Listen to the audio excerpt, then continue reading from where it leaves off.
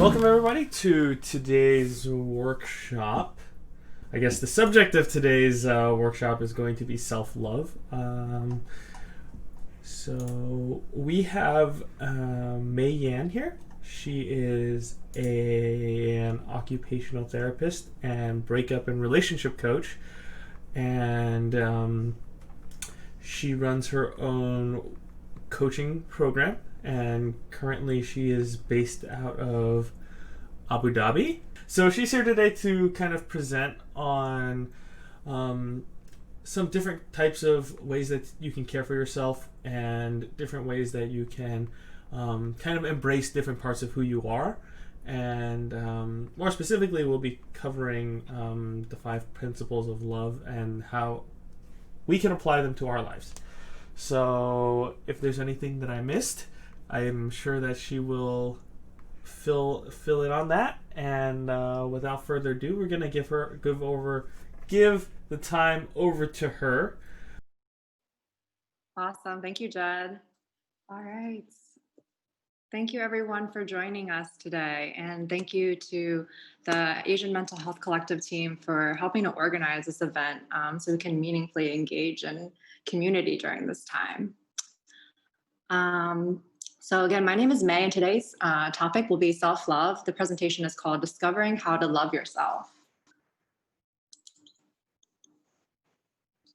So the objectives for today is to help you gain knowledge and skills to increase your confidence and self-esteem through self-love practices. We'll also have the chance to get into a breakout group to discuss the relationship between self-love and Asian American identity and culture. We'll also discuss the relationship between mindfulness and self-love. Then we'll go through 5 different self-love practices that you'll be able to apply immediately. And then we'll also identify next steps in your own self-love journey. So I encourage you to actually have a piece of paper and pen with you, because you might have questions throughout, which you can feel free to ask if it's appropriate or relevant to what we're talking about. Or you can save it for the end when we will do Q&A. And also we'll be doing exercises throughout, so it'll be good to have the writing instrument available. And you can also feel free to take notes. All right, so just sharing a little bit of background about me. I am Chinese American. My parents are both from Hong Kong, and I was born and raised in Maryland. So I'm from the Washington metro area. Washington, D.C., that is. And Jed is right. I'm actually in Abu Dhabi now, quite far away from most of you guys, I believe. I recently moved here about 6 months ago, and I'll get into that a little bit later. So I play a few different roles, wear a few different hats. I am a breakup and relationship coach. So I have my own practice called Mae Yan Coaching. And I work with women and men wherever they are on the relationship spectrum. So whether you're single or dating or in a long-term committed partnership, married, I empower my clients to find their authentic self so that they can have the relationship that they want. And I am also a licensed occupational therapist by training. So occupational therapy, if you're not familiar, is a holistic healthcare profession. So our job is to maximize our patients' or clients' quality of life by teaching a variety of different skills. So working on either physical abilities, cognitive abilities, mental abilities, etc. So you might be wondering how OTs are even relevant to mental health care. So typically, OTs are found in rehab settings. So, we work alongside physical therapists, speech language pathologists, social workers, often in different healthcare settings. But actually, OTs are also considered mental health professionals as well. They're found in psych units in hospitals, state facilities, even outpatient clinics. We're just a lot few and far between compared to the typical mental health therapist or social worker that does counseling. And actually, believe it or not, psych coursework and field work, clinical field work is required in occupational therapy programs. So when I got my master's in occupational therapy, I did a psych clinical field work in an acute psych department in New York City. So that was a very, very cool experience. So my experience in OT has mainly focused on neurological conditions. So I've worked with people with traumatic brain injury, stroke, multiple sclerosis, Parkinson's, dementia, brain cancer. And so my specialty area is actually using yoga and mindfulness as a modality for therapy. And I am also a community mindfulness facilitator. So I've been studying and practicing mindfulness and yoga for over a decade now. And before, when I was living in the Washington, D.C. metro area, I established a mindfulness practice group for young adults called Wake Up DC. That was about 9 years ago. And like I said, I recently moved to Abu Dhabi. So about 4 months ago, I established Wake Up Abu Dhabi, which is a online meditation group, which is due to COVID circumstances, it's online, and it's specifically for women. And then recently, I actually started a new group called Subtle Asian Breakups. And so the premise of that group is to create a space for Asians going through breakups and looking to learn about mindfulness to help them more mindfully navigate their breakup and relationship. And so I'll share a picture that's from Wake Up Abu Dhabi. We meet online on Zoom every week on Mondays. And this is the Subtle Asian Breakups group. So I will actually share links with you at the very end of the presentation if you're interested in joining either of these groups. So why are we talking about self-love today? I want to share with you a little bit about my personal journey with self-love. So about 2 years ago, I hit a personal low point in my life. They say when it rains, it pours. I actually lost my job that summer, and I went through a devastating breakup with my boyfriend of over 3 years. We had actually bought a house together not too long before then, and we were basically on the road to being engaged. So mentally and emotionally, I was just a wreck. It was kind of like a dark night of the soul sort of situation. And I realized actually that it was exactly the wake up call that I needed. There was a really important lesson that I was meant to learn through that breakup, and it was actually self-love. And so I actually, went through therapy myself, and I came in contact with a relationship coach. She happened to be a friend of mine that I met many years ago, and she had become a relationship coach. And so we serendipitously started working together. And so I was able to finally recover from that breakup. And I'm actually here today in Abu Dhabi with the partner that I met after that breakup. So I'm happy to say that I'm very blessed to have a wonderful partner now. And what I learned in this whole experience with my journey of self-love, I learned that no one explicitly teaches us the skills of how to love, and that how we love is unconsciously programmed and conditioned into us through our upbringing and our life experiences. And so today, my deepest desire is to be able to share with others what I've learned so that you can experience life with meaningful and fulfilling relationships. And that's my motivation for starting Mae Yan coaching. And so I work with women and men, as I said, to help them learn about self-love, to build a very strong foundation in their own life by being their own best friend and their own soulmate. And then from that space, they are empowered then to bring their best self into relationship. And so that's a little bit about why I do breakup and relationship coaching now. So I'm curious just to poll the audience to understand what comes to mind when you hear the word self-love. It may be a buzzword these days, but I was just curious if you can, in the chat box, type in what words or phrases you associate with self-love.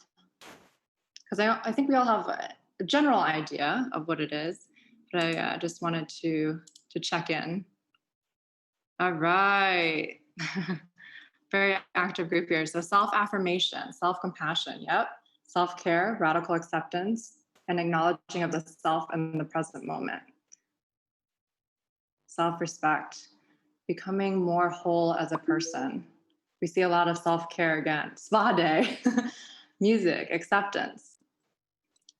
Lots of self-care, self-respect, self-patience, accepting yourself, loving me for who I am, being okay, being flawed, acceptance, unconditional, being okay with flaws, napping, crying, healthy boundaries, being honest with yourself. You guys are great. Not trying to please everyone else, even if it means betraying myself, kindness and forgiveness, putting your happiness first over everyone's, cheesecake, being authentic, saying no to others. So, really, I think you guys have a great grasp of self love. So, thank you so much for sharing and typing in the chat. You guys were very quick to do that.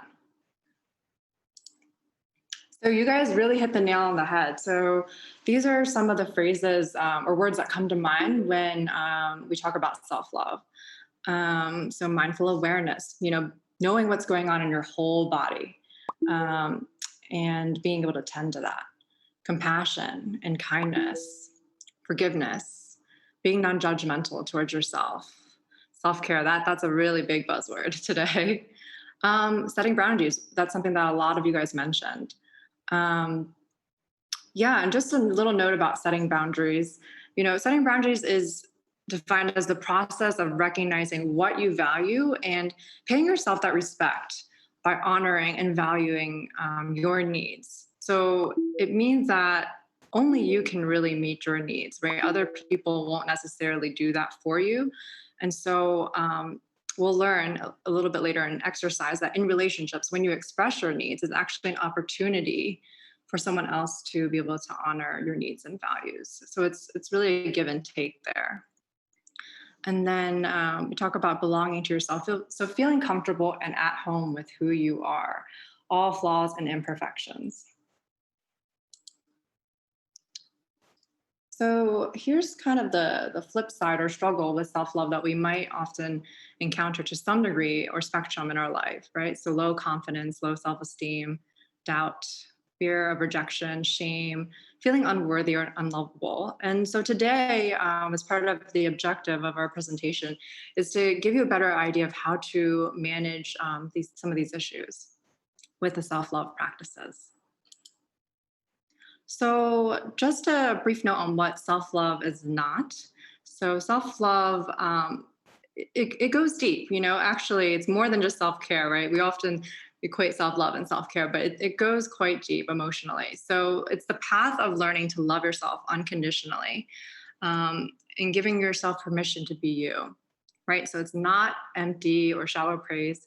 It's not inherently selfish or self-centered. And we'll talk a little bit more about some misconceptions of self-love that are common. And so really there's a balance when it comes to self-love, right? Balancing your needs with other people's needs. And self-love is not narcissism, which is defined as excessive self-interest and disregard or lack of empathy for others, which is a whole nother problem in itself. Okay, so I want to talk a little bit about maybe some myths about self-compassion, or what people might think are fears around self-compassion, like why self-compassion might be bad. So self-compassion is a concept that has been studied and researched widely, and Kristen Neff is the first researcher that comes to my mind as an expert on self-compassion. And she actually explains fears versus truths about self-compassion. So we might be afraid that self-compassion can make us look weak or vulnerable. But in actuality, self-compassion can be a source of inner strength and courage and resilience. And research shows that people who practice self-compassion are actually better able to cope with tough situations. That includes trauma, chronic pain, and just divorce.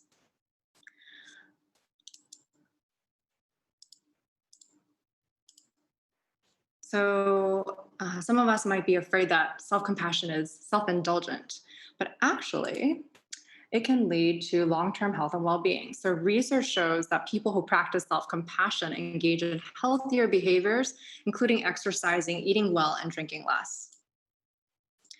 Another fear around self-compassion is making an excuse for bad behavior. In reality, it actually empowers people to admit their mistakes. And so, when we have self compassion, it gives us the space to admit mistakes instead of needing to blame someone else for them. And research shows that people who practice self compassion take personal responsibility for their actions and are more likely to apologize if they've offended someone. Self criticism is an effective motivator, and that's actually not true. Um, Self criticism can undermine our self confidence and can lead to having an unhealthy fear of failure. I don't know if any of you guys have ever felt that way, but if you're self compassionate, you can still be motivated to reach your goals. It doesn't mean you don't have high standards at all, right? You still want to reach your full potential. You just don't beat yourself up over it if you make a mistake or fail, right? You think about how you're learning from that experience instead.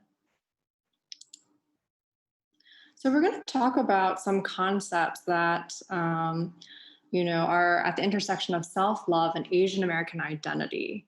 And as we discuss Asian American identity, I want to recognize the diversity of Asian groups and culture and the diversity of our individual lived experiences.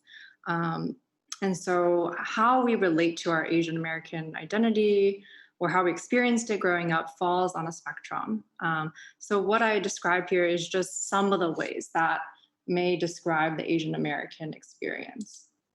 So there's the concept of unconditional love versus conditional love, right? So conditional love being the idea that we need to behave a certain way, in order to gain the love and approval of our parents or our family.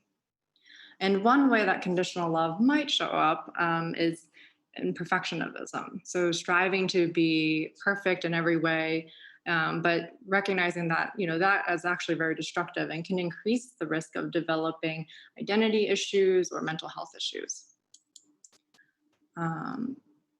So also the way that love is expressed can vary. You might be familiar with, I've heard the 5 love languages, right? So there's things such as physical touch, giving gifts, sharing words of affirmation, spending quality time, or providing acts of service. And oftentimes we might recognize or see that family members or our parents especially provide acts of service, right, for their children, whether it's, just basic needs like finances and food and clothing and shelter.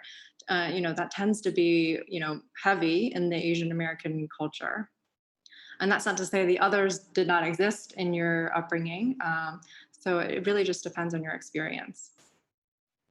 There's also the idea of collectivism versus individualism. So you might find issues in navigating how to manage the needs of your family or your community versus the needs of yourself. There's the idea of harmony versus being able to assert and express yourself. So, as far as expressing your own desires versus behaving according to how your family or community expect you to be. So there's also the idea of hierarchy versus equality, right? Comparing Asian and Western norms of how you relate to your elders and your family members. In Asian families, may or may not be acceptable or the norm to express your opinions or disagreement with your family. And your comfort level may really vary based on your own experience. The idea of emotional restraint versus being able to express your emotions directly. So how often are we suppressing our emotions versus being able to be vulnerable and communicate that in a more direct way? And then we had already talked about some of the misconceptions of self-love, but those might be some of the ideas that some of our family members or Asian culture espouses when it comes to self-love. So now we can go ahead and split up into our breakout sessions. We're going to go over a few of these concepts. So I'll go ahead and let Jed or the organizer split us up.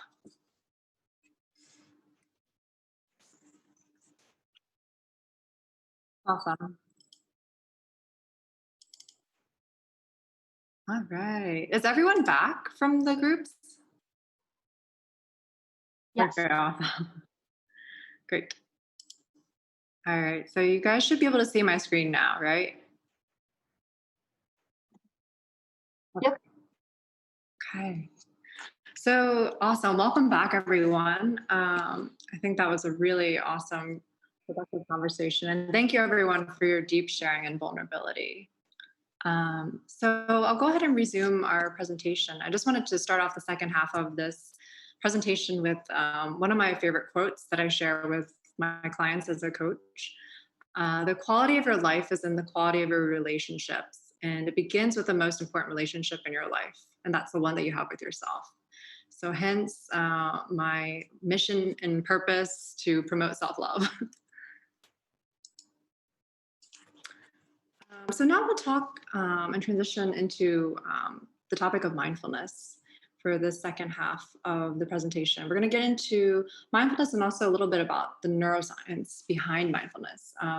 Neuroscience is my background as an OT, and mindfulness is just something I've been practicing for over a decade now. So lots to share. And I'm sure a lot of you have experience with mindfulness. So I'll try to not get too much of the weeds of it. So mindfulness has been interwoven into all the work I do, from a relationship coach to occupational therapy to being a community meditation facilitator. So as we might be familiar, mindfulness has its roots in Buddhism and as a religion, as a philosophy, and also Hinduism.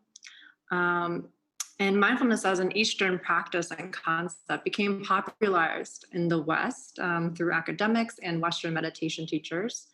And so, one of the most common definitions of mindfulness that I introduce to people is using John Kabat-Zinn's definition. He's a professor of medicine, emeritus at the Center for Mindfulness in Medicine, Healthcare, and Society at University of Massachusetts Medical School. And so I like to share mindfulness as what he calls paying attention to the present moment without judgment. And that just means seeing reality as it is and removing our interpretation or our story from it. And so, as we know today, mindfulness has really been integrated into so many parts of the world, and as we know it, so government, healthcare, tech, education, and of course, psychology and mental health care. So I want to talk about the qualities of the mind. This actually came up in our breakout session. And I want to talk about this so that we can understand how to better work with our mind, to have more awareness of what's going on in the present moment. Because when we can pay attention to what's going on in our stream of consciousness, our conscious thoughts, we can have a better idea of how to be more present in the world and how to manage any inner thoughts that might be limiting our potential. So the mind is very creative. I call it the storyteller. It's not very good at uncertainty. So our brain has the habit of filling in the blanks. And often it does so by speaking negatively. And that's why we are very familiar with, our mind being our worst inner critic. And we'll talk a little bit more about that later. But with mindfulness, we can actually learn to question our inner critic and the stories that we have about ourselves, and get closer to the truth of our reality, a more objective picture rather than the colored lens through which we often see ourselves. And so in our breakout group, I actually talked a lot about how our brain has evolved to protect us from pain and danger. And so while that, served a purpose in our evolution, what we can actually learn to do with mindfulness is to strengthen the neural circuits in our brain that help us to be more present and be more in touch with reality as opposed to the negative stories that our brain likes to tell. And that's all based on our conditioning and how we grew up and our life experiences, which color our frame of mind at times.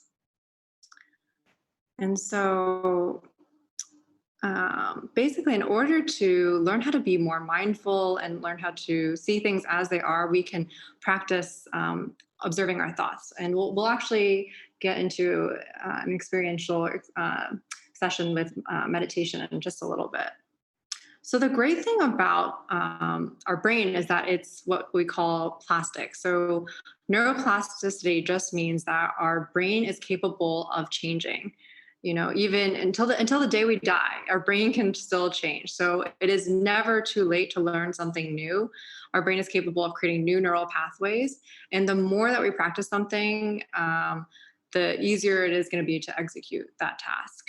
So research shows that it takes about 6 weeks or so to create a new habit. So if I were to start with teaching you all mindfulness today, if we practice it, and dedicate ourselves for 6 weeks, it would become a lot easier for you. So this is very much possible. So I'm excited to share with you a meditation practice a little later.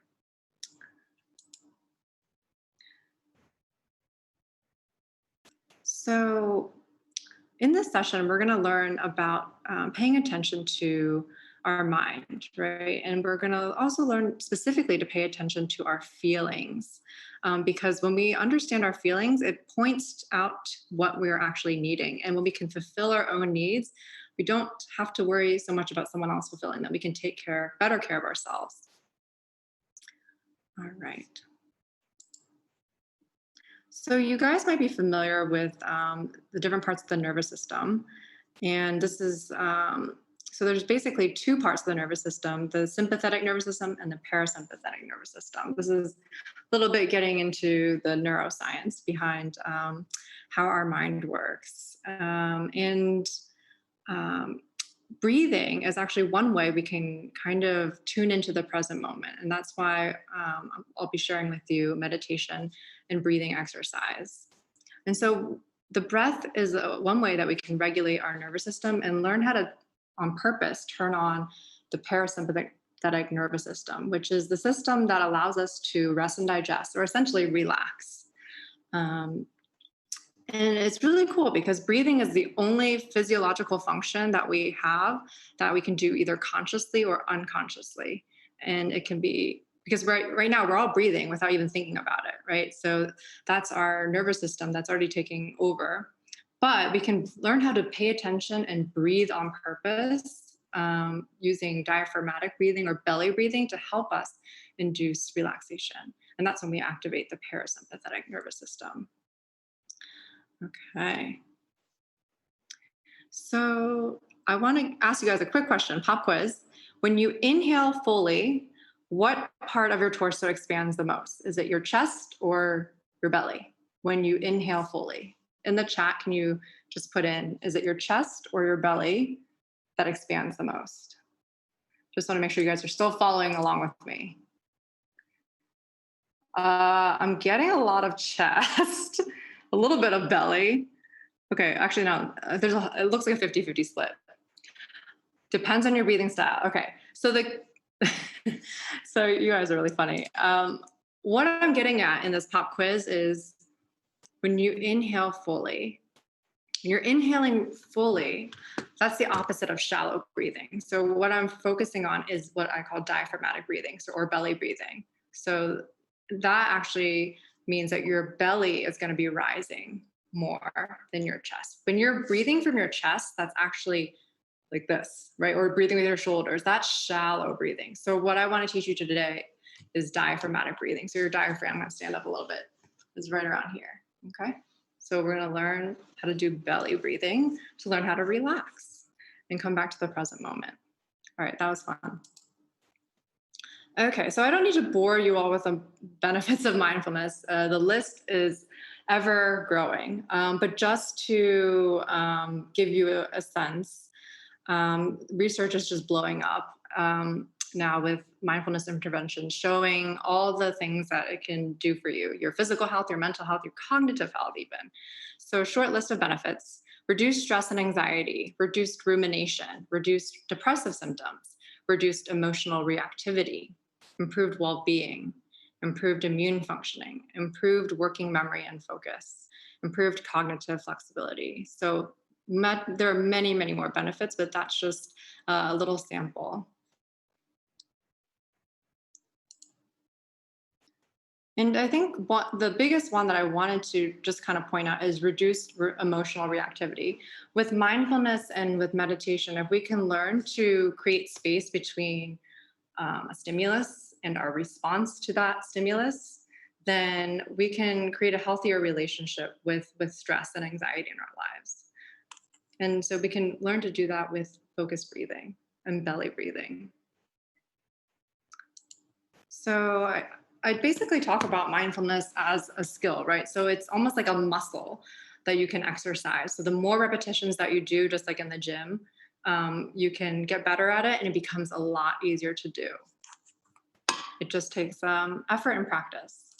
And mindfulness is also a capacity. So, when people talk about meditating to get, more inner peace or bliss, right? I mean, sounds really wishy-washy and maybe too hippity-dippity, but actually research studies show that you can measure these kind of capacities. So people often say that, oh, well, we can cultivate greater compassion, right? Greater loving kindness for ourselves, a greater curiosity about life instead of criticism. We can learn how to cultivate non-judgment towards ourselves. Then there's this big word, equanimity, which just means being able to take in the good and the bad and be content with your life. And then having more inner peace. So Thich Nhat Hanh is one of my spiritual teachers, and where I started to learn meditation about over 10 years ago. And this is a favorite quote I like to share. The capacity to love another person relies on the capacity to love yourself and take care of yourself. So it all begins with self. So I'd like for you guys to experience a little bit of meditation with me right now. So I invite you to get into a comfortable seated position. And you are welcome to keep your camera on or turn it off, whatever is good for you. So sitting nice and tall, allowing your spine to stack one vertebrae on top of another, having your feet flat on the floor, or if we want to sit cross-legged, that's totally fine as well. And then resting your hands in your lap, either face up or face down.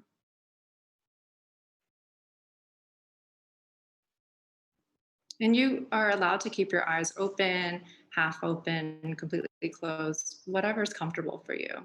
And something important to remember in this meditation session is that if you're uncomfortable, please do not force yourself to sit up, in any particular way. Just try to get as comfortable as you need to, because we all have different bodies and different aches and pains. So don't need to create more suffering for yourself.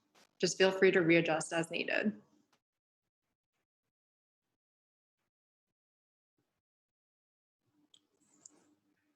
So what I'm going to do is invite the sound of the bell. I have a little mindfulness bowl here to start our meditation.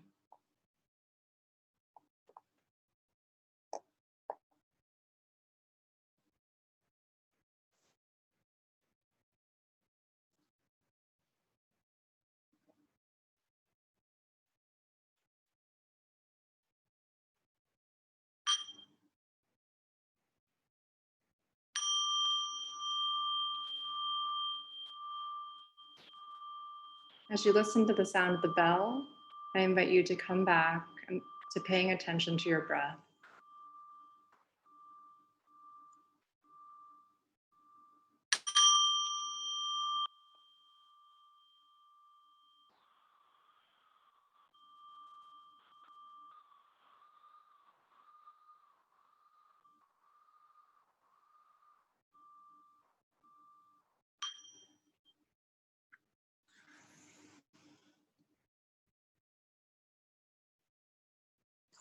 Breathing in, I am aware of my in-breath.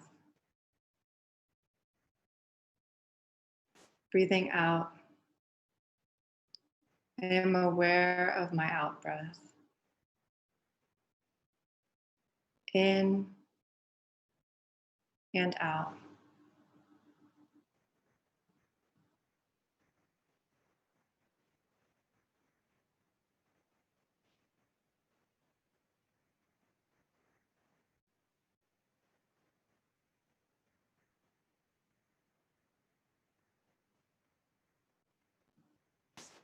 So, for this meditation, I invite you to come back to the present moment through your breathing and allow yourself to come back home to your mind and body as it is.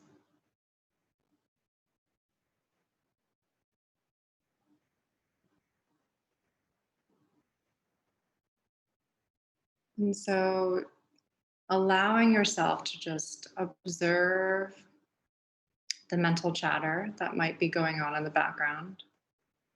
You might be having thoughts come up about the past, maybe a conversation you just had, or you might find yourself thinking about the future, like what's on your to-do list. Whatever that is, just put that to the side and just gently bring your attention back to this moment, here and now, by bringing your attention to your in breath and out breath.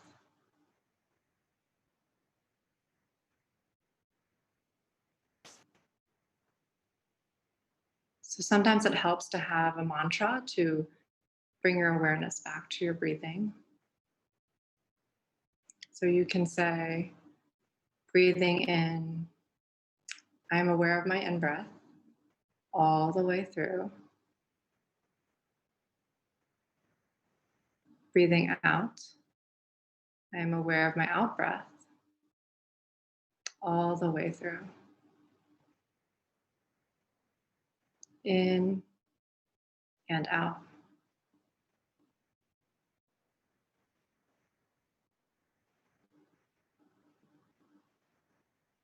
So the idea of meditation is not to stop your thoughts or the mental chatter, because that won't happen. That's not the nature of your mind. Your mind is always going on autopilot. So meditation is just the idea of practicing, exercising that muscle of bringing your attention back to the present. And each time you bring it back gently to the present moment is a repetition. You're strengthening your mindfulness muscle.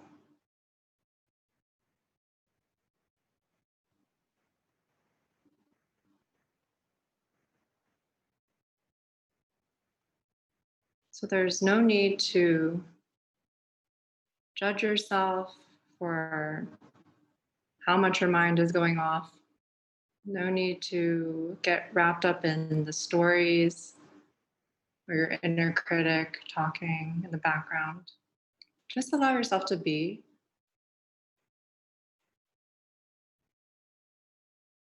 And just imagine yourself sitting here. What would your most compassionate, loving, non judgmental, curious self say to you right now?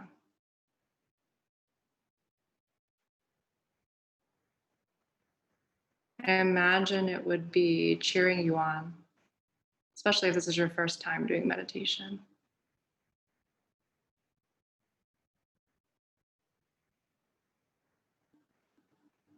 Yeah, this might be really hard for some of you, and that's okay.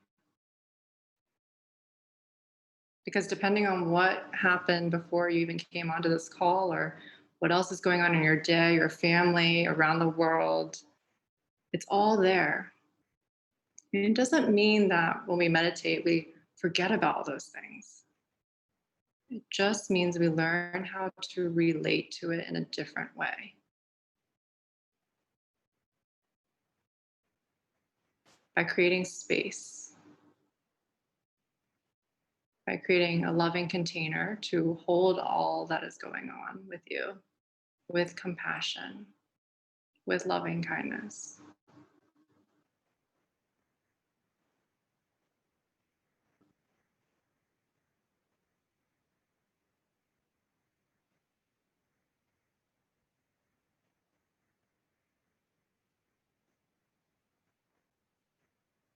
So allow yourself to notice where you feel the breath most prominently, whether that might be the air entering the tip of your nostrils, or the rising and falling of your belly,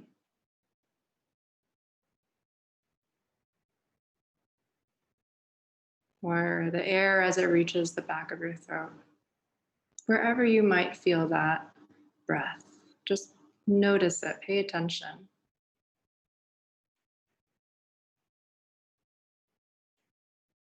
To that sensation.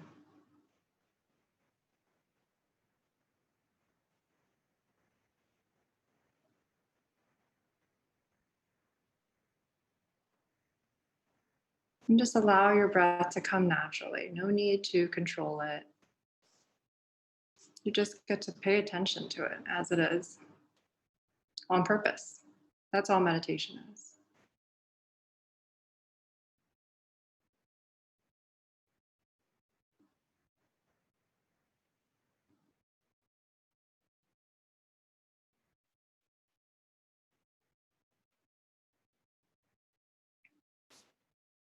Before we end this meditation, I'd like for you to either put your hand on your belly or perhaps a hand on your heart, one hand or two hands.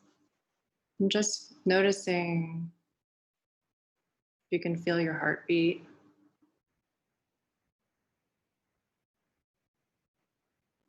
And having gratitude for your heartbeat and your breath and your body for all that it's doing for you right now in this moment without you even thinking. It's keeping you alive.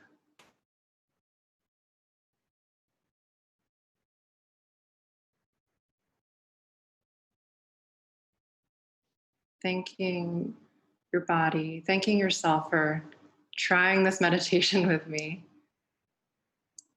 And I'm hoping that it was an okay experience for you. Might not be easy, but hopefully it's a place to start.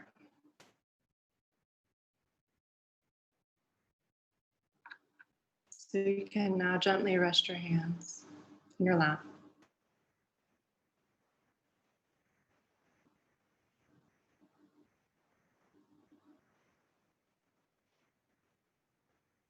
And I'll now invite the sound of the bell to close our meditation. And when you listen to the bell, see if you can come back to your awareness of your in-breath and out-breath one more time.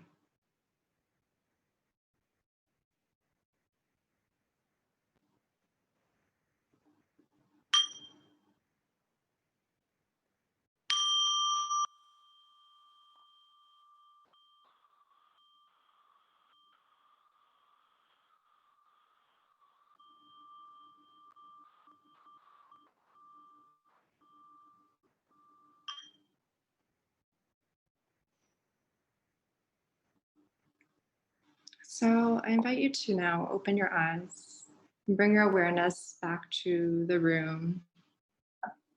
You can stretch as you need to get comfortable again. You're welcome to turn on your video if you'd like.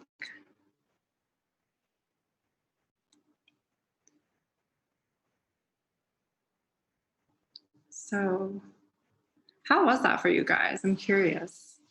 You can feel free to leave your comments in the chat.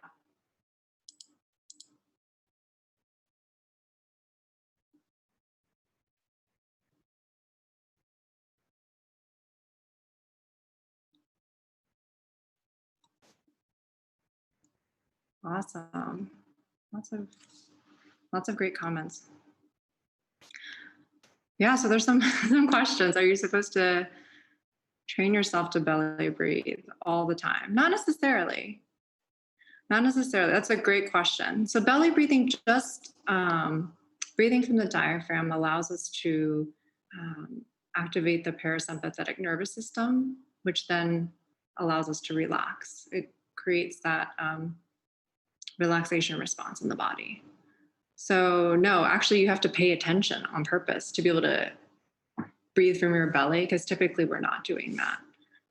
In normal day-to-day, our breathing is automatic, so it's not necessarily belly breathing.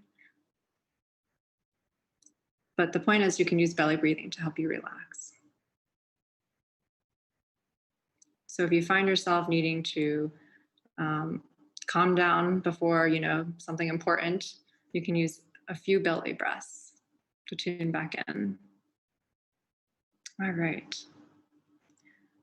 Awesome. Yeah, meditation has a lot of different flavors. There's so many different techniques out there. That's really great that you guys have had different experiences.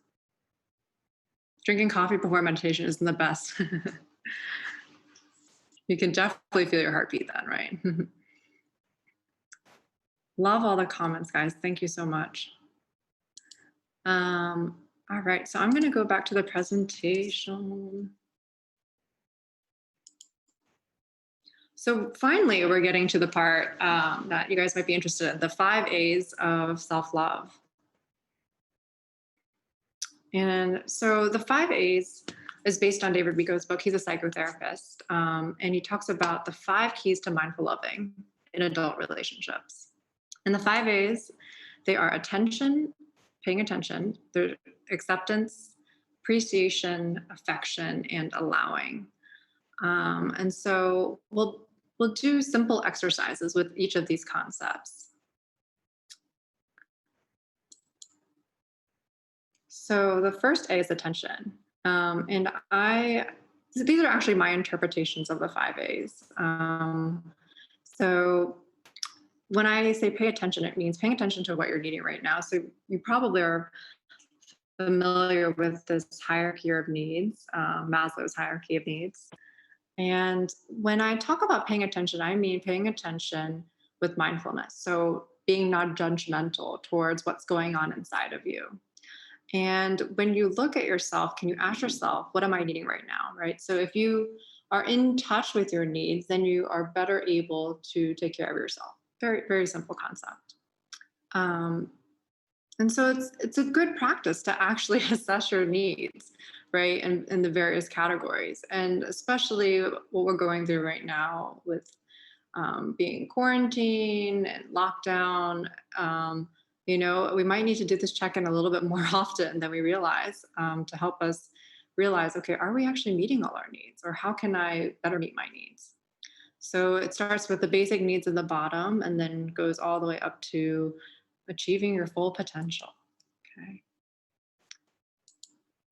And so now I'm actually going to stray away from the 5 A's for 1 second, because I wanted to share with you nonviolent communication as a method to assessing what your needs are. And I don't know if you all are familiar with it, but this is a framework by Dr. Marsha Rosenberg, who is a researcher. He's no longer with us, but I find that being able to understand this framework can really help us to know what our feelings and needs are. And so that's what we're going to learn when we're talking about nonviolent communication. So in nonviolent communication, there's like 3 different lists that I'm going to share with you. There's a list of basically positive emotions, there's a list of negative emotions, and there's a list of needs. So the idea is that when you are in touch with what you're feeling, then you can connect that feeling to a need. So, and you can define whether that need is met or not met. So basically this list in front of us is a feelings list that is associated with your needs being met. So if your needs are met, you're more likely to feel these positive feelings, right? And they come in different categories: feeling loving, open-hearted, appreciative, right? Confident, calm, blissful, amazed. These are all positive emotions. So you're likely to feel these emotions when your needs are met. Okay. And then on the flip side, there are feelings associated with unmet needs. So basically, when you get really familiar with these 2 lists, then you're able to express yourself. And you don't have to necessarily express it to someone else, but you can just do a check-in with yourself. Like, how am I feeling right now? Let me take a look at this list. Where do I lie on this list? And the key is to not just like pick out one or two, but get really familiar with your feelings. So you can look down each column, right? And we're going to do an exercise in just a minute so that you really understand the complexity of your feelings. Because in any given moment, you could be feeling like 10 or 15 of these, or a combination of positive feelings or negative feelings. All right. So these feelings are negative feelings that are associated with when your needs are not met. Okay. You might be feeling furious, hateful, afraid, ashamed, discouraged, any one of these, anxious, when your needs are not being met for whatever reason. And the third list that I want to share with you under the nonviolent communication framework is the needs list. So this is a list of what they call universal needs. So we all are supposedly have these needs at any given time. And so basically the idea of using the nonviolent communication framework is, can you identify your feelings and connect those feelings to what need is not being met? And I know that sounds a little kind of abstract right now, but I'll give you an example. We're going to do an exercise. So let's just say that you're in an argument with your partner. So you yelled at your partner. You're putting us at risk by going to the grocery store twice a week during COVID. You're going to be the end of me. Let's just say that's the situation that we're dealing with. And you're in an argument with your partner. Can you imagine what this person might be feeling and needing right now? Okay, we're going to practice identifying feelings and needs, because when you can do that really well, it becomes a lot easier to meet your own needs or help your partner meet their needs, or your loved one, your family member meet their needs, or at least see them eye to eye.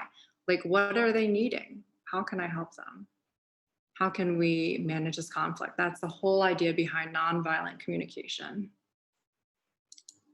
So how do you imagine this person might be feeling right now? I'm going to bring up the list. So you can type it in the chat box if you'd like. I imagine that they're feeling fear. Yep. Anxious, irritated, I'm seeing, betrayed, anger, disbelief, worried, frustrated, troubled. Yeah. Scared, hopeless, unassured, furious, exasperated, right? It could be a number of these feelings. Worried, absolutely.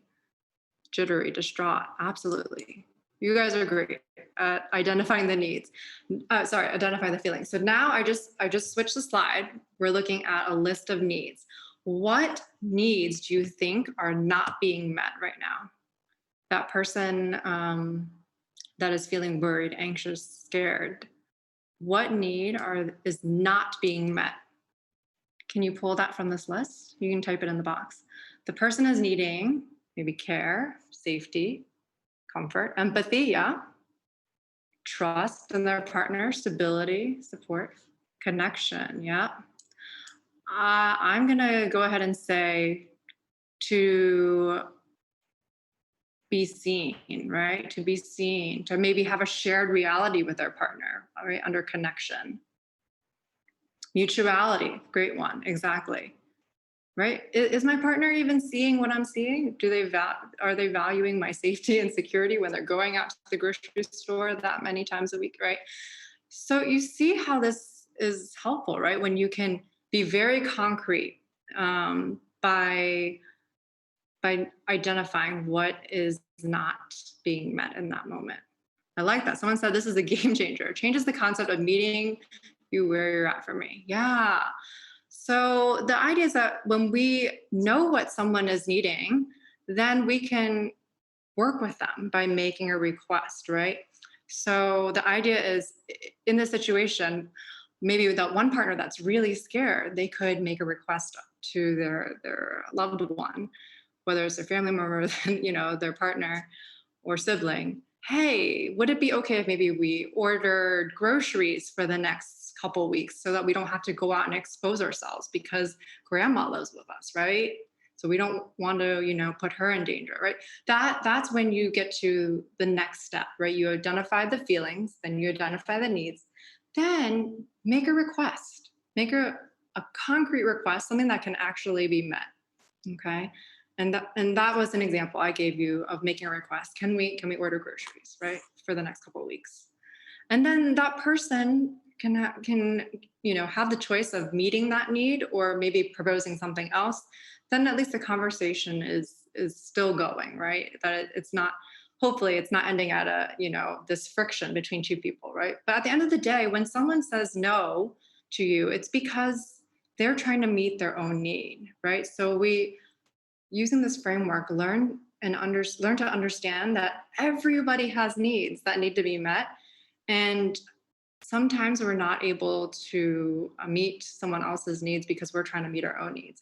And so that's where we have to learn to be compassionate, that everybody has needs. And sometimes I find it helpful. Like, I teach my clients to literally pull out these 3 lists with their partner or their loved one, if their partner's open to it, and have a dialogue. It's not easy, right? It's not easy, especially if you grew up in an Asian household where you might not talk about feelings or needs. So this is absolutely can be a challenge, right? But I think that this is a really helpful tool that we can learn to use, at least to check in with ourselves. Maybe our family's not ready to hear this, or our loved ones, but at least we can check in with ourselves and understand what's bothering me, what's at the root of this, what am I needing, and to learn how to take care of ourselves. Because again, we want to be able to take care of ourselves so that we can better take care of the people that we love. All right. I'm just reading in the chat. Lots of questions. Yeah, can you also do this when you're frustrated with a partner? Absolutely. So you can sometimes learn to guess your partner and ask them, hey, are you feeling angry? Are you feeling sad? Or, you know what I mean? Or you can literally bring up the list and be like, hey, what are you feeling? If you feel that comfortable. But it helps to guess at what your partner is feeling and have that conversation just to see, are you guys on the same page? All right. Is this concept related to emotional intelligence? Yes, this is a concrete way of learning how to be in touch with people's feelings. And really, it starts with yourself. If you can understand your own feelings, then it makes it that much easier to understand and empathize with what another person might be going through. Okay. Awesome. Okay, let's keep going. Let's keep practicing. So right now you can I'm just looking at the time. I want to be mindful, make sure that we have enough time. So I'm going to go ahead and let you guys write this down. We don't have to do this right now, but I'd like for you to try to think of an example, either, maybe after this presentation, just to practice. Think of an example when you were emotionally activated and had negative feelings. And then I want you to go ahead and maybe list out all the feelings that you might have been feeling, whether they were positive or negative, and then list out your needs. Okay. So you can just write this down as an exercise that you can practice with yourself. And I want to share with you guys a link so that you can have access to these lists, these 3 lists that are really important. So I will see if I can find that right now. So if you guys Google nonviolent communication. Yeah, that'll be great. So we can share the PowerPoint in a follow-up email, and I'll try to include those links. Okay. Let's go ahead and keep it moving.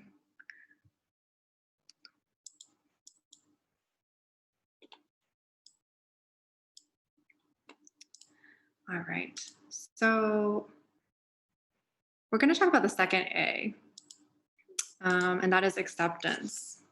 So acceptance is about accepting yourself for who you are and loving yourself unconditionally. And a lot of us might have grown up with conditional love, right? Needing to do very specific things in order to meet our family or parents' approval.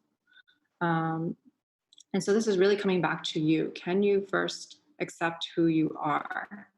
And then when you can do that, you can be much freer to be yourself, to be your authentic self, and instead of living for what other people want you to be. And that's a whole different shift, right? When you can actually feel at home in your body. All right. And so I think one thing I wanted to share with you guys is just the idea of shoulds, right? Like you should do this, you should do that. And how often are we shoulding ourselves, right? I mean, we've heard shoulds from probably our parents and family members growing up, but how often do you should yourself? I realized that, it becomes this unconscious loop when we are telling ourselves we should be doing something. And where does that come from? Is that really true? Or is that something that we've been told? So I think that's a nice thought exercise to do, right? Because when we should ourselves, we end up creating possibly double suffering, which is, regret or guilt or shame on top of already feeling not so great about, not meeting an expectation. Okay. And I also talked about equanimity earlier. So equanimity is it's a Buddhist term, but it just means accepting reality for what it is, accepting the good with the bad, and being able to hold all of that together.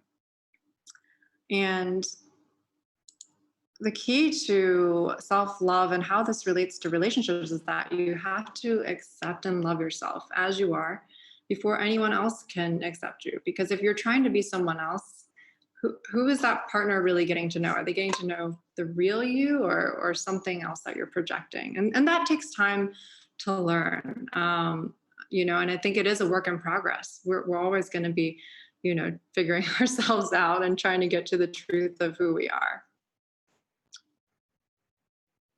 But when the idea is that when you practice true acceptance of yourself, you feel safe and secure, and then your authentic self will hopefully shine out to others and be able to attract the good people in your life and keep them in your life.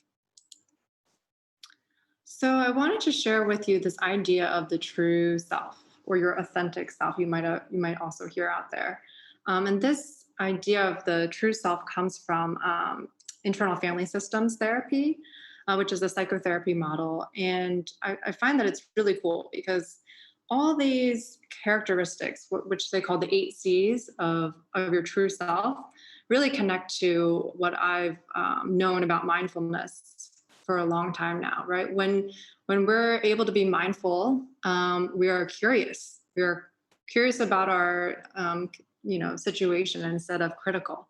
We can be calm and rest in the present moment. We are clear about what we should be doing. We are feeling connected to ourselves and to other people. We have confidence in who we are. We're brave, we're courageous. And, from this place of being curious towards ourselves instead of critical, we can be much more creative. And of course, hold ourselves with compassion.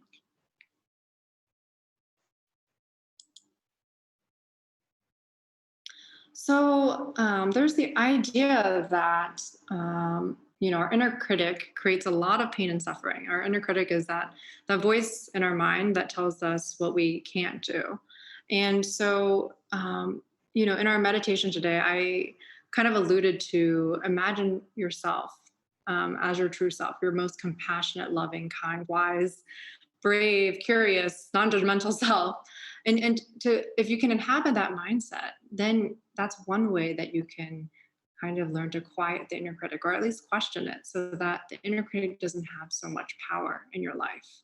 In our small group or breakout session, we talked a lot about how our inner critic has a very powerful voice and can often lead us to do things that we don't want, or not even get started because we're afraid. So if we can learn to inhabit our true self, then we can learn how to relate and kind of keep our inner critic at bay.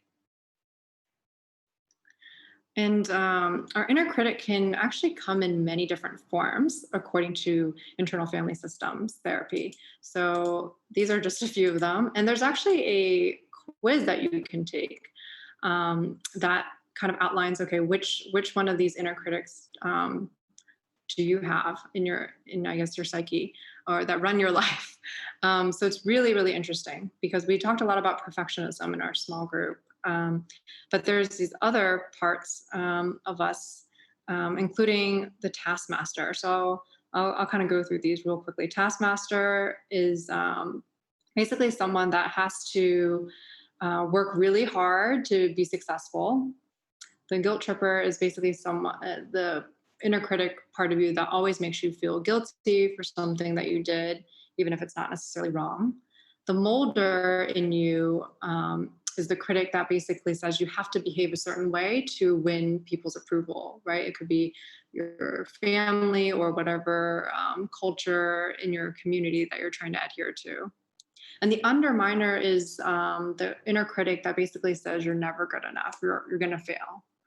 So don't even get started. So inner critic comes in different flavors.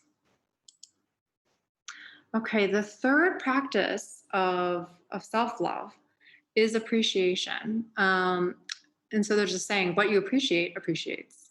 And so we often might hear of a gratitude practice, right? When you practice gratitude, you can feel a lot more happy and have a greater sense of well-being. But we don't often actually appreciate ourselves. And in fact, a lot of us were taught not to, accept praise and just to be humble about ourselves growing up. So this idea of appreciation can be very radical. And so the practice of appreciation can be as simple as writing down in a journal or saying out loud an affirmation. So something that is positive. What do you appreciate about yourself? Right? How can you talk to yourself in a way that is from the seat of your true self? When you're loving and kind and compassionate. So some words that you might say to yourself are, I admire you, I treasure you, I respect you, I acknowledge you in all your potential. Now, some of this probably feels really uncomfortable for some of you. And I admit that when I first learned about affirmations a few years back, I thought it was really strange. It felt very inauthentic for me to read these things out loud and actually believe them. But when you start practicing in front of a mirror, you can learn to be more comfortable with it. But it starts from here. What thoughts do you have about affirming yourself? Do you believe these things that you're trying to say about yourself, the things that you appreciate? So first, in order for it to come from an authentic place and to actually fill your self-love cup, you need to write down something that is something that you believe in, something that you believe to be true about yourself. So go ahead, if you have a piece of paper, write down one thing that you appreciate about yourself, something nice, right? Like maybe you appreciate how good of a listener you are to your friends and family, or how hard you work to support yourself or your family. Just write down any one thing. What do you appreciate about yourself? So it's a gratitude practice for yourself.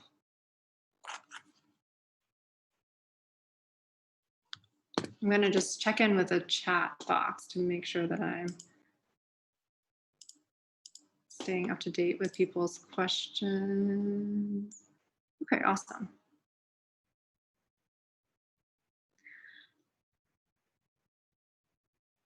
Okay. So, as I was saying, identify a quality in yourself that you appreciate about yourself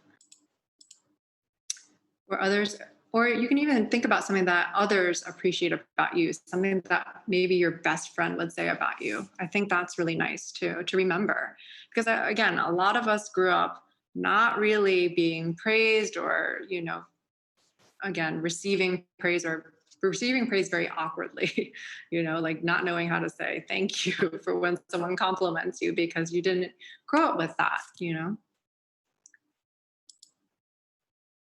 You can even identify something that you did. It might not be a quality about yourself, but something that you did, right? So an action that you performed. Maybe you helped your friend out or helped your parents out with something. It's okay to give yourself that credit, because I don't think we give ourselves enough credit, right? We tend to put ourselves down, our inner critics tend to run wild. So this is a very simple but solid practice. And with all my clients, I actually make them do the 5 A's for a whole week. And it becomes kind of exhausting, but like actually when you build that habit, it becomes so easy and it becomes second nature. Like, I can do this. All right, so affection is the fourth A. So affection can come in many different flavors, right? It could be physical touch. And I'm talking about affection toward yourself. So you can, physical touch would be massaging yourself, or, I think someone mentioned like earlier taking a nap or like a bubble bath or something. I can't remember, but, exfoliating your skin or something. You could treat that as a sign of affection toward yourself. If you actually do it very mindfully, anything that you do for self-care can be really nourishing, right? Nourishing for your mental health and well-being. So, just affection for your heartbeat when we're doing that meditation, affection for your breathing.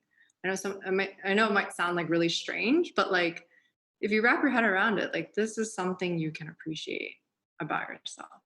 Okay. It's all about seeing things from a different lens, right? So loving speech towards yourself. We talked about affirmations. That's another way to show affection toward yourself.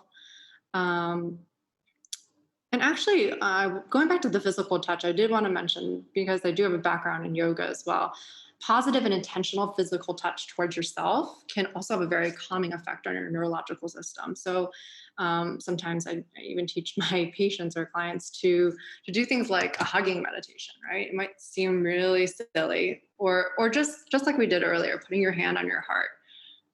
That can, with some breathing, intentional breathing, belly breathing, can help you reset your neurological system and help you relax and feel very, very calm and held and cared for, right? So it's all about the intention of the mind.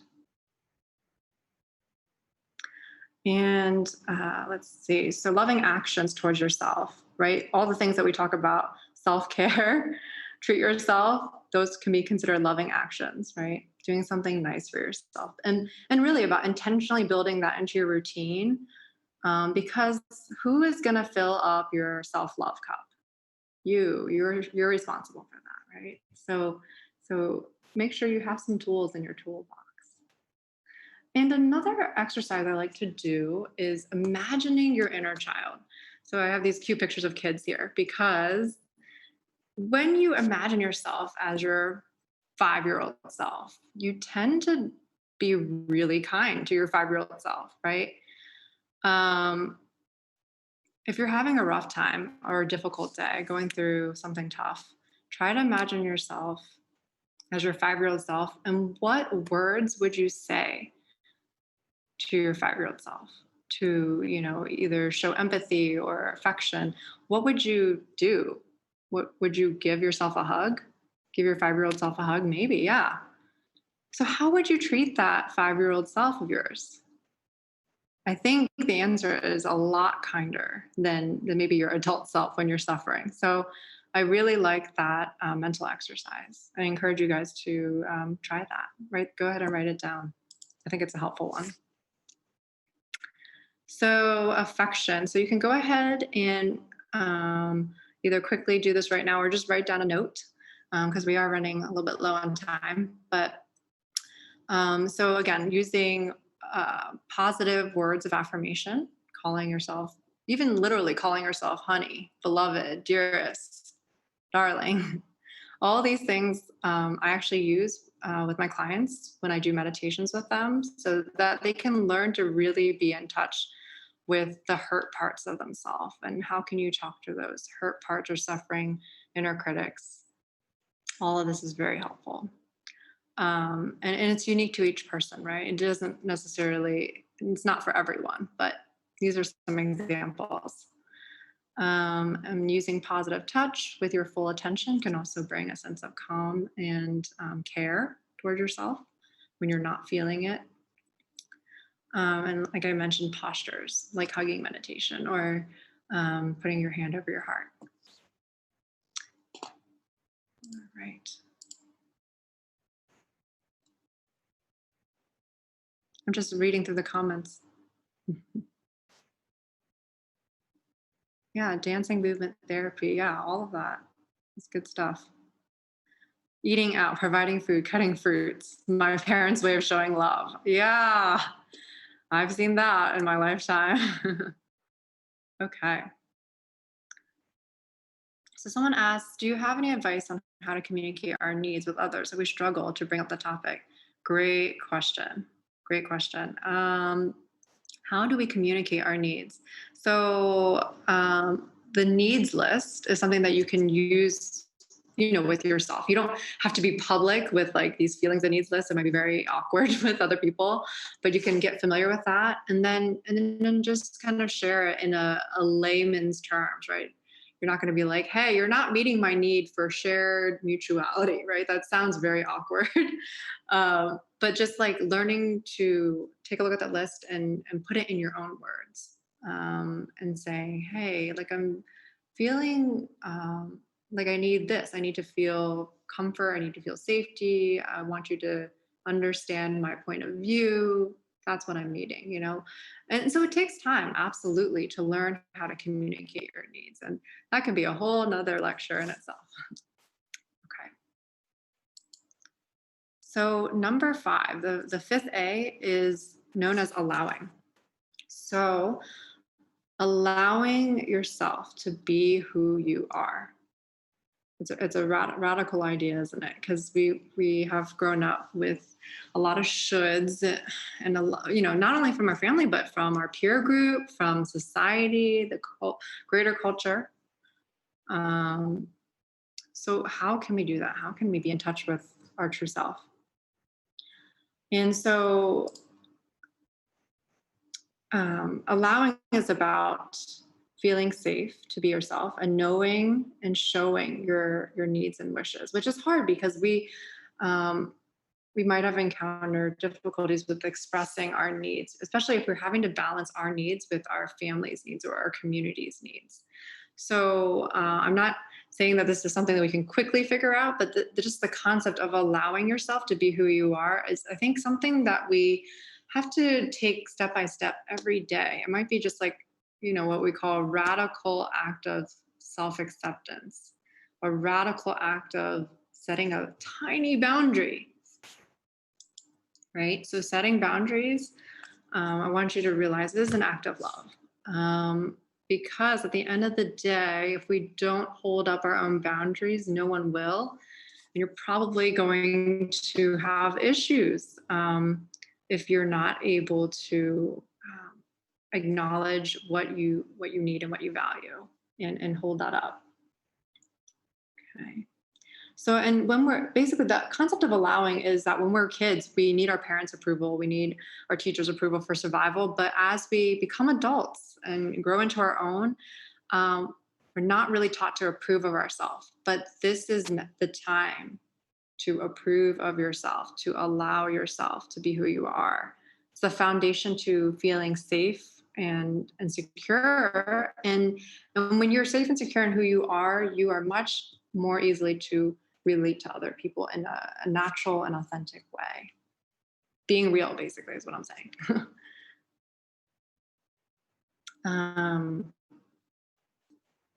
So an example of practice is, you can write this down actually. I allow or approve of myself to make the decision. Just saying that phrase itself, it can be a radical act of setting a boundary. Right? Because what if everyone's telling you, or your family's telling you, you can't do that? No, that's not allowed. You shouldn't. Right? But when you purposely are saying, I'm consciously making the decision to do this for myself, to set this boundary, to meet this need, to acknowledge and honor this value that I have, then you're allowing yourself to be who you are. Okay. So you can actually practice this exercise, after this session. Maybe just write down something that you're allowing yourself to do that maybe is really just for yourself. And as selfish as that sounds, It's not because at the end of the day, no one else is looking out for you except for yourself. Okay. So that wraps up the 5 A's. And I'm curious to know, might be able to do a little self-reflection. What's your self-love superpower? Are any of these like really easy for any of you guys? I imagine there might be some of you that are like, yeah, I do this all the time. And then there's probably a large majority of you that are like, I got to work on all these, you know?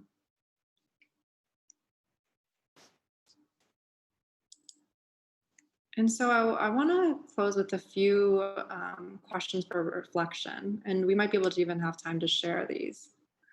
So I'm curious to know, how has your perception of self-love changed over the course of just this presentation? Has it changed a lot, or what were you able to gain? You can go ahead and reply in the chat. And then another question I like to ask is, how might you implement self-love into your routine? Or what difficulties do you anticipate? That's probably something that maybe we can chat about too. If we can come up with some strategies to help you implement these practices. And I think it's about accountability, right? Because I think a lot of us know that we need to do these things, but it's hard to. Yeah. Someone asked the question, how to build self-esteem is the same as the self-love steps here. Yeah, absolutely. These 5 A's are definitely tied and connected to your own self-esteem, right? Your idea of being worthy, of feeling enough, of being able to care for yourself. Absolutely. Of valuing yourself.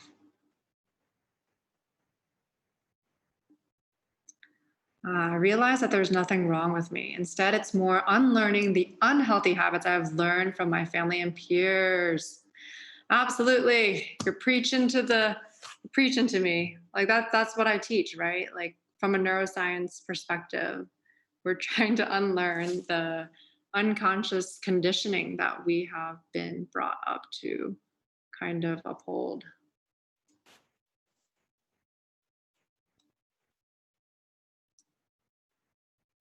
All right. It's not just self-love is not just a state, but there are actual actions to take. Yeah, it's true. It's not a state of mind. It requires like active practice, because this is not something we grew up with. So it is a lot about. May you unmute yourself?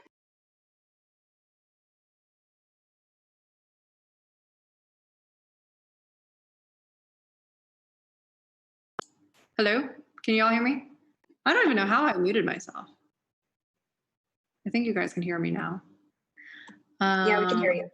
Okay, awesome. Sorry, I don't even know how long I was going off. Okay. All right. It sounds like someone said they feel more holistically aware of their needs now. They appreciate the structure of self-love, right? I think I was saying as I was muted that self-love is not necessarily a state of mind, but it's something that needs to be actively practiced, because we're trying to uncondition and unlearn a lot of things that we might have picked up when we were younger, right? And in our life experiences. And there's no better time than now, because our brain is plastic. It can absolutely change. So I hope this is not the first time you're hearing all this stuff about self-love, but if it is, you can start now. It's never too late.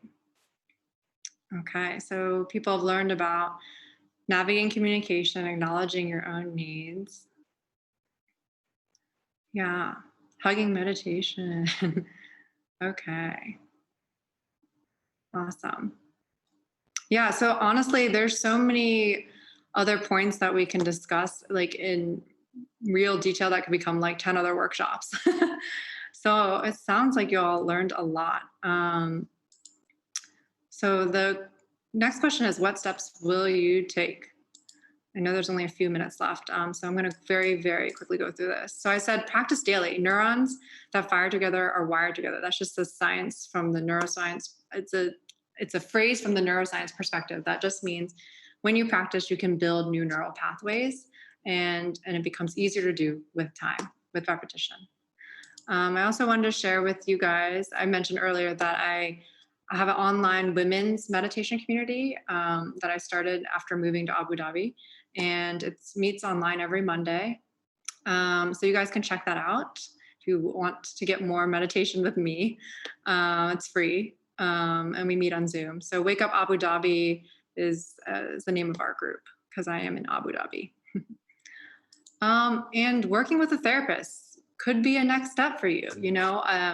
I think working on mental health is something that doesn't have to start with having a diagnosis or a mental illness, but learning about mental wellness and how to get there. I think we all, because of our upbringing and unique life experience, have a lot of things that we're trying to unravel and unlearn.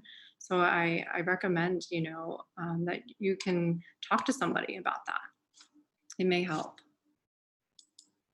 And then I just want to share with you some resources. So I actually have a guide that talks about these 5 steps, the 5 A's. So I created a free guide on my website. So I can also send that to you guys along with the PowerPoint. Or if you want to go on my website, you can download it by entering your email address. And then also I wanted to just offer and let you guys know that I have my own coaching practice, and I am happy to do a free self-discovery call with anyone that would like to work on self-love or talk about your goals when it comes to self-love or creating a relationship that you want. So with that, I just wanted to share my contact information. These are the different ways you can reach out to me. I have Facebook, Instagram. And I have the new group called Subtle Asian Breakups that y'all are welcome to join if that's where you are in your life right now, dealing with a breakup. And so I'm going to just open this up for any last questions. I know we don't really have a lot of time because we started a little bit late.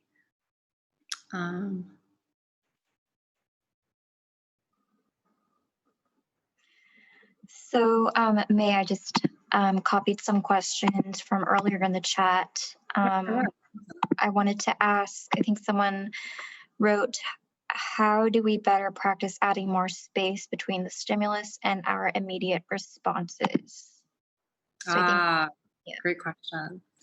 Yeah, so really, I talked about mindfulness as exercising, kind of like that muscle of our mind. So the more that we can practice bringing our attention gently to the present moment, using our breathing and looking at our, really learning to look at our thoughts and our mental chatter and our feelings without judgment, but with a sense of curiosity. If we can take on that lens, then we can kind of relate to our inner experience in a way that isn't so reactive, right? So it's about responding with skill rather than reactivity. And it takes time, right? So that's why I encourage people to have a practice of some sort that they're doing on a routine basis.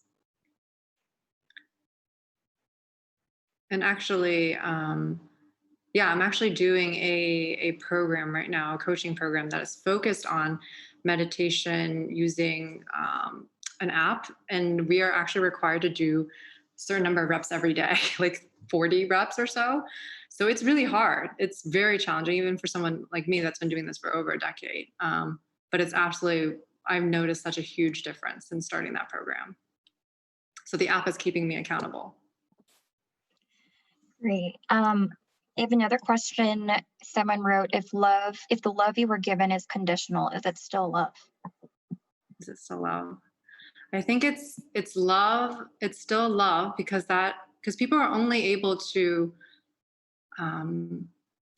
give an act at the level that they're conscious, right? So what our parents know is to the best of their ability at the given time. And whether that resulted in pain, that's kind of a consequence, but it's kind of, they're operating at the level that they knew how to. So I think the key is we have to kind of have compassion for ourselves, for experiencing maybe that uncomfortable conditional love. I think that's a good place to start.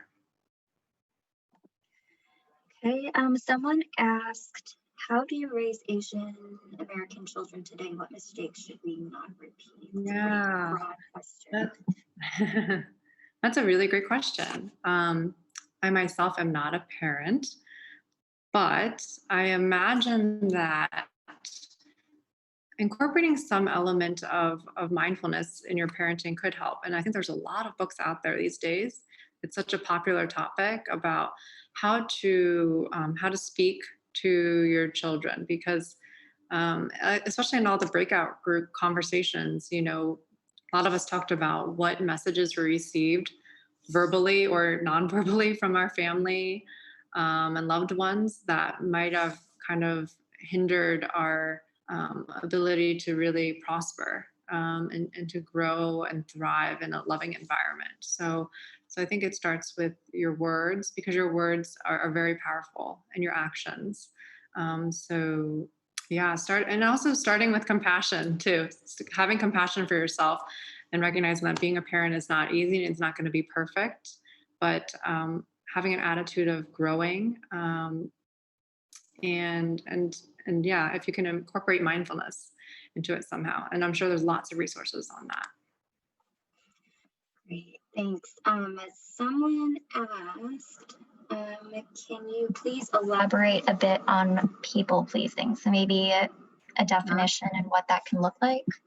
Yeah. So some of us might have grown up with, perhaps conditional love might have kind of shaped this, right? If we are, obedient to our parents or our family members in such a way that we're just doing things just to get their approval or just to make them happy, then we forget about ourselves, right? If everything we do has to validate, someone else externally, then what happens to ourselves, right? Then we stop paying attention to ourselves. And that's where setting boundaries becomes a practice that you might have to actively do. And I'm totally guilty of this. I am known to be a people pleaser. And what that ends up is I might just be really uncomfortable, like setting a boundary and saying to someone, hey, like, that's not what I want to do, or that's not okay, or I'm not comfortable with that.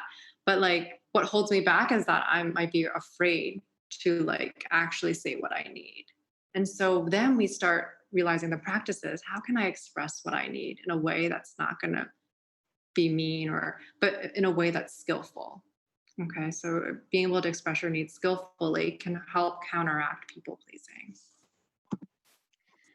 Great. And then someone asks, what do you think about transcendental meditation? That's something I'm not super familiar with. I know that I've heard of it before, but it's not something that I'm familiar with practicing. So I'm sorry, I can't comment on that. Okay, I think that's it. If anyone has any questions, we'll wait a few more minutes for anyone to share in the chat. The Wake Up group, what time is it? So actually we have people join from all around the world. So Eastern time is going to be 8 hours before. So that is 10 a.m. because we meet at 6 to 7 Abu Dhabi time. So 10 a.m. on Monday, Eastern time. And I think someone asked earlier, is that group also open to men as well as women?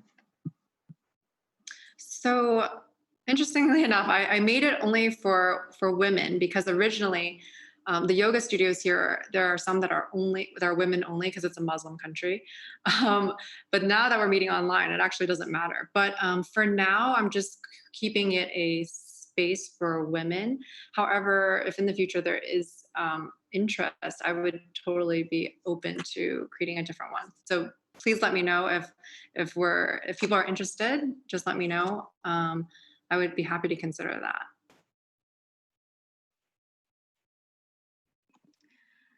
Okay. I think that about wraps up the questions. If anyone has any further questions, feel free to contact me.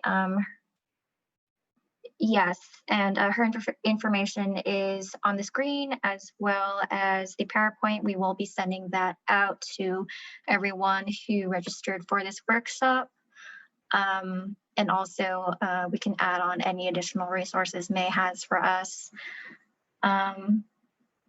So yeah, thank you so much, Mae, again, for your time and for your effort and for this presentation. It's been very helpful, and I'm sure that people will be practicing these tools you've handed down to us. Thanks so much, guys. Really, really happy to be here and meet all of you today. Appreciate it. Thank you. Feel free to reach out anytime. I'm here. Even though I'm all the way over here in Abu Dhabi, a lot of my clients are actually in the US and people that I practice with. So, yeah. Great. Thank you so much.